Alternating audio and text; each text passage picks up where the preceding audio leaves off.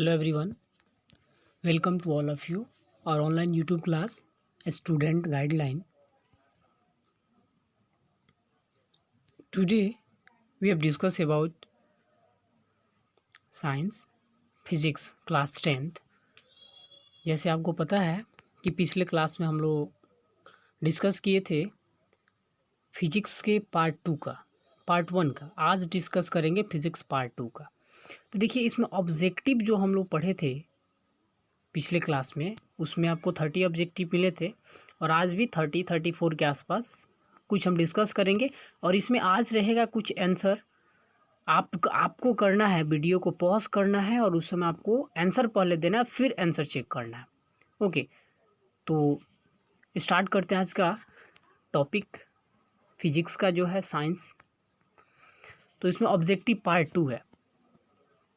इसमें आपको student guideline के द्वारा 6 to 10th क्लास को मैथ और साइंस मिलेगा, जिसमें आप यूट्यूब पे स्टूडेंट गाइडलाइन, टेलीग्राम पे भी आप स्टूडेंट गाइडलाइन के नाम से FB यानी पेज पे भी आप सर्च कर सकते हैं, फॉलो कर सकते हैं।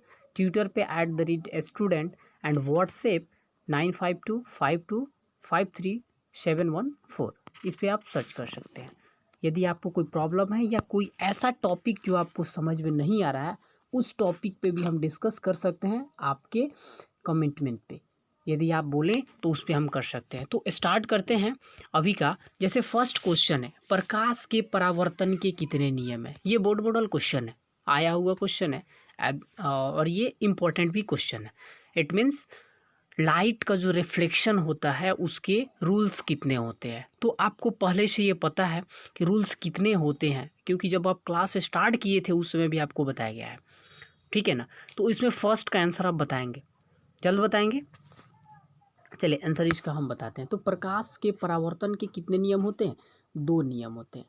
प्रकाश के परावर्तन के 2 नियम होते हैं, ठीक है। नेक्स्ट क्वेश्चन देखते हैं। वायु में गमन करती प्रकाश की एक किरण जल में तिरछी प्रवेश करती है, यह किरण किसके तरफ झुकी हुई दिखती है। कुछ ऐसे भी क्वेश्चन मिलेंगे जो पिछले वाले क्वेश्चन से और इस क्वेश्चन से मर्ज करेंगे, ठीक है। तो ध्यान रहेंगे, वो आप क्वेश्चन सॉल्व करेंगे और इस सभी क्वेश्चन को आप एक जगह नोट करेंगे ताकि एक साथ आपको क्वेश्चन सभी के सभी क्वेश्चन मिल सके। एक बार एक नज़र घुमाए, बाकी सब क्वेश्चन रिमेंबर हो गया। ओके, तो इसमें देखते हैं वायु में गमन करती प्रकाश की एक किरण जल में तिरछी प्रवेश करती है, यह किरण क्या होता है, यह कहाँ किधर झुकती है। तो ये जो है अभिलंब की तरफ झुकी हुई रहती है, अभिलंब की तरफ ये झुकी रहती है, ये अभिलंब की तरफ झुकी रहती है। ओके, यानी ये कहाँ रहती है, अभिलंब की तरफ झुकी रहती है। नेक्स्ट क्वेश्चन देखते हैं, थर्ड नंबर। किसी बिंब का वास्तविक तथा समान साइज का प्रतिबिंब प्राप्त करने के लिए बिंब को उत्तल लेंस के सामने कहाँ रखना चाहिए। यानी यदि हम कोई वास्तविक और समान साइज का जो प्रतिबिंब प्राप्त करना चाहते हैं तो उसको कहाँ रखेंगे। याद रखेंगे इसका आपको 6 इसका जो 6 स्थिति है उस स्थिति को याद रखेंगे। ध्यान रहे, हम उस 6 स्थिति पे भी एक एकदम इजी वे में 5 से 6 मिनट का एक वीडियो आपको बना देंगे, जिसमें आपको कोई प्रॉब्लम नहीं होगा यदि आप चाहेंगे तो जिनको चाहिए होगा वो कमेंट करेंगे ज़रूर। वो कमेंट बॉक्स में लिखेंगे कि हाँ सर ये आपको प्रॉब्लम है, आपको बताया जाएगा, ठीक है। तो ये आपका जो आंसर होगा थर्ड का, वो क्या हो जाएगा, जब भी हम किसी वस्तु को लेंस और फोकस दूरी की दुगुनी दूरी पर रखते हैं तो उसका बिंब जो होता है वो उत्तल लेंस के सामने रखने पे उसका क्या हो जाता है, वास्तविक तथा समान साइज का प्रतिबिंब बनता है। तो इसका जो आंसर होगा आपको थर्ड नंबर क्वेश्चन का जो आंसर होगा ये हो जाएगा आपको B number. Okay, next question देखते हैं। किसी कार का अग्रदीप में संयुक्त दर्पण निम्नलिखित में कौन सा होता है। अग्रदीप में यानी आगे के तरफ जो लगा रहता है वो दर्पण कौन सा होता है। तो 4 नंबर का आंसर जो देखते हैं, याद रहे पिछले वाले सेट में उसका क्वेश्चन जो था वो अलग था, यानी कार के आपको आगे जो लगा रहता था उसमें कौन सा होता था, तो उसमें भी आपको आंसर बताया गया था आपको अवतल दर्पण और साइड मिरर में उत्तल दर्पण। ठीक है, तो ये कन्फर्म है, याद रखेंगे। नेक्स्ट क्वेश्चन है, निम्नलिखित में से किसका अपवर्तनांक सबसे अधिक है? तो सबसे अधिक किसका अपवर्तनांक होता है? तो आपको हीरा का अपवर्तनांक सबसे अधिक होता है। नेक्स्ट क्वेश्चन है, निम्नलिखित में से कौन लेंस का आवर्धन होता है? लेंस का आवर्धन कौन होता है? आप बताएंगे, जल्द से बताएंगे, लेंस का आवर्धन कौन होता है? तो डी नंबर, यानी कि आपको V/U होता है। V/U जो होता है लेंस का आवर्धन होता है। अब इसमें 7 नंबर क्वेश्चन पढ़ेंगे जो कि इंपॉर्टेंट क्वेश्चन है, ये आपको थ्योरी में भी क्वेश्चन आता है, ऑब्जेक्टिव में भी आया है। जैसे कि दर्पण सूत्र कौन सा है, इसमें कन्फ्यूज बहुत बच्चे होते हैं, जो दर्पण सूत्र कौन होता है? तो 1/V + 1/U = 1/F। 1 number question जो है इसका आपको 7 नंबर का ए होगा। ओके, नेक्स्ट क्वेश्चन देखते हैं 8 नंबर, निम्नलिखित में से किस माध्यम में प्रकाश की चाल सबसे अधिक होती है? याद रहे पिछले वाले सेट में आपको मिला था सबसे कम किस में होती है, और इसमें क्या मिला आपको? सबसे अधिक किस में होती है। तो आपको 8 नंबर जो है 8 का क्वेश्चन हो जाएगा, वो किस में हो जाएगा? निर्वात में सबसे अधिक होती है, और उसमें ऑप्शन जो मिला था उसमें क्या था? कांच में सबसे कम होती है। ओके, नेक्स्ट क्वेश्चन, प्रकाश की किरणें गमन करती है। अब कहाँ, ये क्वेश्चन आपको उसमें भी मिला था फर्स्ट सेट में, तो ये किस में गमन करती है? सीधी रेखा में। ये तो बताने वाला भी नहीं था। नेक्स्ट क्वेश्चन है आपको, प्रकाश के परावर्तन के कितने नियम? अब देखिए ये क्वेश्चन रिपीट हो गया आपको, जो आपको पहले से ही पता है। ओके, नेक्स्ट क्वेश्चन हम देखते हैं यहाँ पे आपको।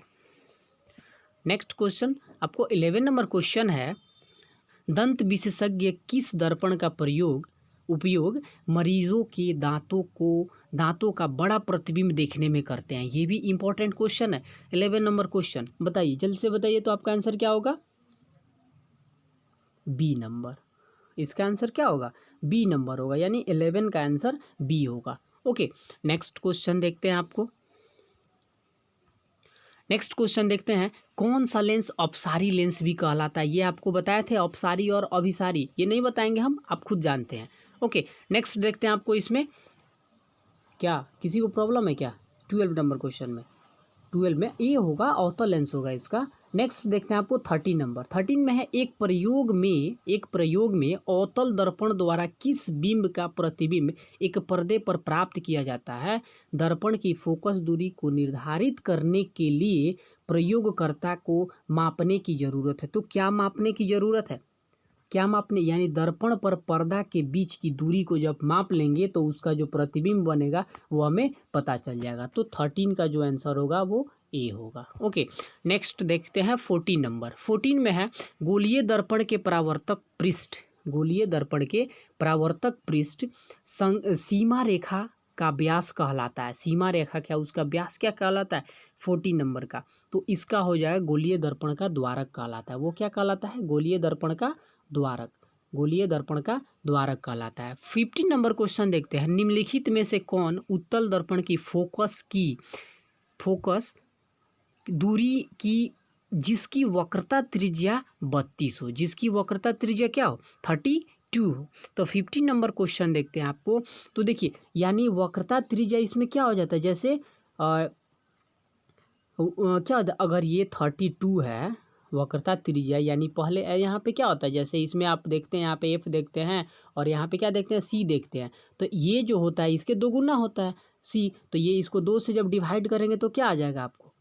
16 सेंटीमीटर। अब 16 सेंटीमीटर वो प्लस में आएगा कि माइनस में आएगा?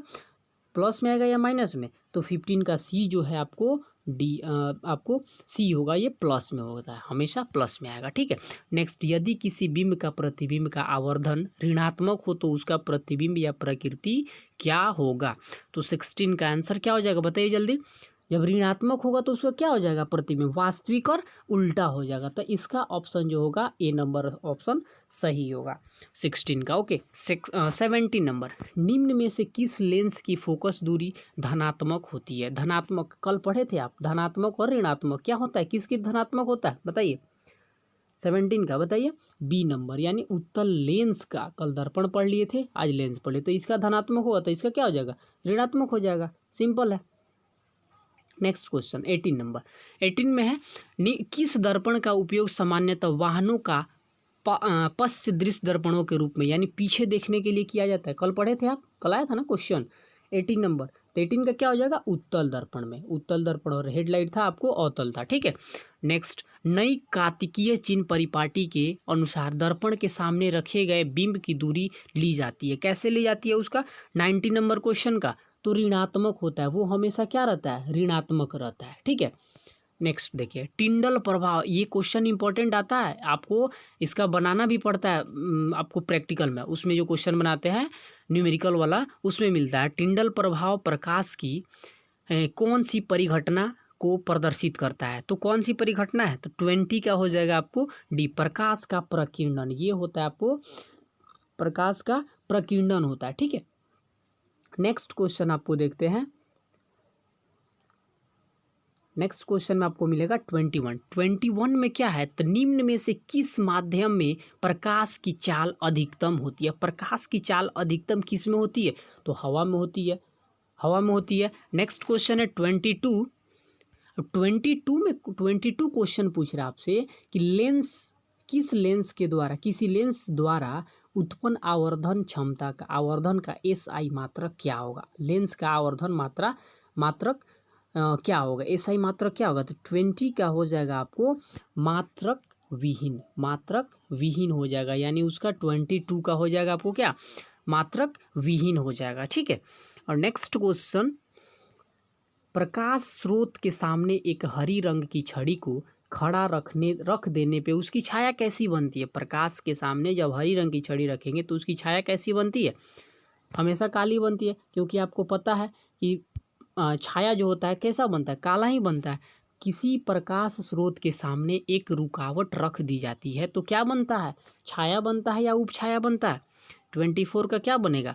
अब देखिए यहाँ पे छाया है और उपछाया, तो दोनों बन सकता है, छाया भी हो सकता है और उपछाया भी, यानी A एंड B दोनों हो सकता है, तो D ऑप्शन होगा इसका। प्रकाश स्रोत के सामने एक गेंद को रखने पर उसकी छाया कैसी बनती है, तो गोलाकार, ठोस गोल, वृत्ताकार, त्रिभुजाकार, चौकोर। अब बताइए 25 का क्या हो जाएगा, तो वृत्ताकार, जब गोल है तो उसका वृत्ताकार ही ना बनेगा, ठीक है। नेक्स्ट, दृष्टि के भौतिक अनुभूति को कहा जाता है, दृष्टि के भौतिक अनुभूति को कहा जाता है, क्या कहा जाता है, 26 का A नंबर, यानी इसका प्रकाश बोला जाता है, क्या बोला जाता है, दृष्टि का जो भौतिक अनुभूति होता है उसे हम प्रकाश कहते हैं।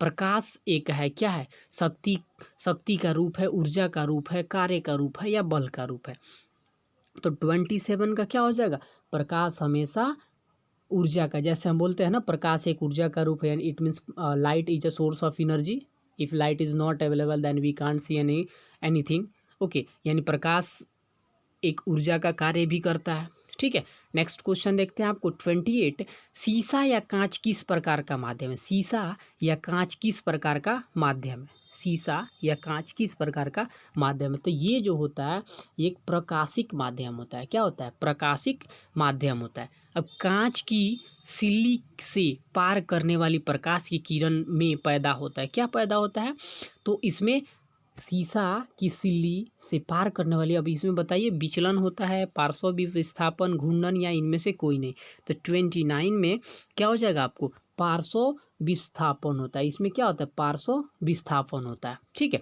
नेक्स्ट 13 नंबर क्वेश्चन देखते हैं, 30 नंबर, सर्च लाइट का परावर्तक सतह, ध्यान रहे कल क्वेश्चन आप पढ़ चुके हैं, इसका 30 का क्वेश्चन आप पढ़ चुके हैं, तो इसमें क्या होता है, उत्तल दर्पण होता है। अब देखिए इसमें दो चीज़ और आपको बोले थे 30 क्वेश्चन का शेड्यूल होगा, इसमें आपको 4 क्वेश्चन और मिलेंगे जो आप पढ़ लीजिए, ठीक है। और इस क्वेश्चन का आंसर आपको अपने से देना है, ठीक है, इसका क्वेश्चन हम नहीं बताएंगे, आप कमेंट में पूछिएगा, आपको आंसर वहाँ पे मिल जाएगा। 31st क्वेश्चन है, 31st क्वेश्चन आपको निर्वात में प्रकाश की चाल क्या होती है, ठीक है। नेक्स्ट क्वेश्चन है 32, प्रकाश की किरणों के सरल रैखिक गमन का अनुप्रयोग बताएं।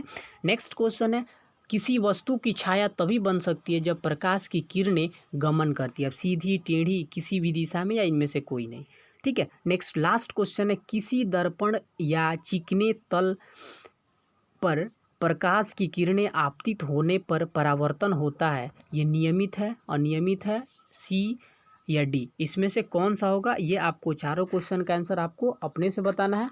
तो फिर आपको मिलते हैं नेक्स्ट वीडियो में। तब तक के लिए घर पे रहें, सुरक्षित रहें और चैनल को लाइक करें, शेयर करें, कमेंट करें और सब्सक्राइब ज़रूर करें। Okay, thank you.